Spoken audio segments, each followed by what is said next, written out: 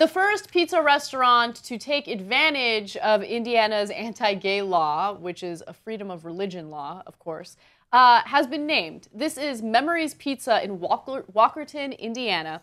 And they haven't discriminated against the same-sex couple who wants them to provide pizza for their wedding yet, because usually people don't want pizza for their wedding. But they did say that if the occasion ever occurred, they would have to say no to the same-sex couple. So here is Crystal O'Connor's comment on it. She is a co-owner of the restaurant. She says, if a gay couple came in and wanted us to provide pizzas for their wedding, we would have to say no. She also says, I don't think it's discrimination. It's supposed to help people that have a religious belief. No, but yes, but help you to do what? To discriminate. Right, to make sure you don't sell the pizza to gay people who are going to get married. They keep saying over and over, look, if gay people want to come and have our pizza, we have no problem with that.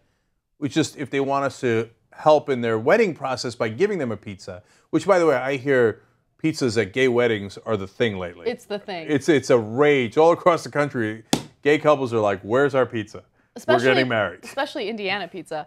Her husband also chimed in on this. It's hard to speak when things get taken so out of context, and this thing goes sky high and just blows everything up. I've got a family to think about, too. So that's after this all came about. And so here's how it all broke down. A local TV crew somehow gets wind of the fact that they might take advantage of this law. Maybe it's the giant cross that they have in their restaurant that has the words, glorify the Lord written on it. So they come in and they ask him.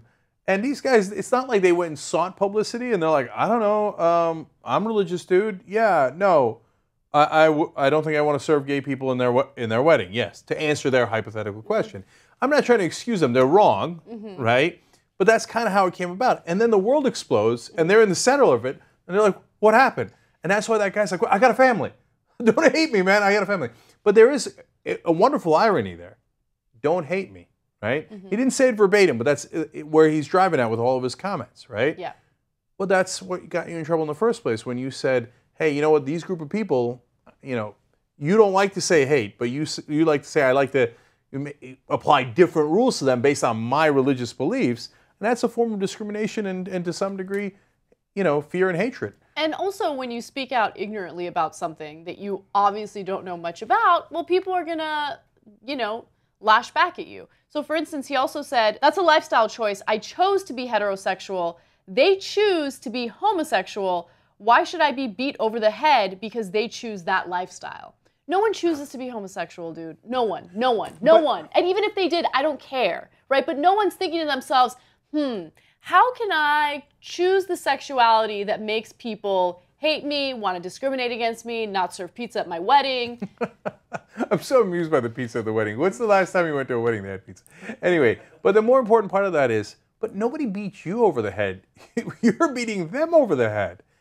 You know what I'm saying? They didn't come and say, all right, now, you straight pizza owners, give me something, right? Like, I'm going to take away your rights. You're not allowed to do X, Y, or Z anymore. No, you took away their rights.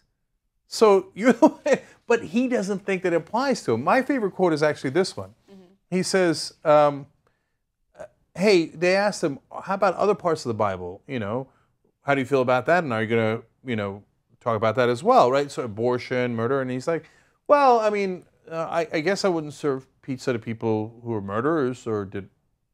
Like, but wait, how about abortion? He's super confused because he just was taught by his pastor. Right. I don't hate this guy. This family, I think maybe I'm giving them the benefit of the doubt too much. They're probably good folks that got taught at their church. Gays are wrong. Yeah, you're giving them too much benefit of the doubt. Yeah, Keeping it real. Right, but they haven't thought it through, and they probably don't know any gay people, or they think they don't know any gay people. They probably do, but don't know it. Anyway, and at the end, they ask him, hey, how about people who are divorced? Oh, I love this one. He says, that's something that I don't have figured out in my own mind yet because I'm divorced. So that's something I don't have figured out. Sanctity of marriage. Okay, two things. One is sanctity of marriage.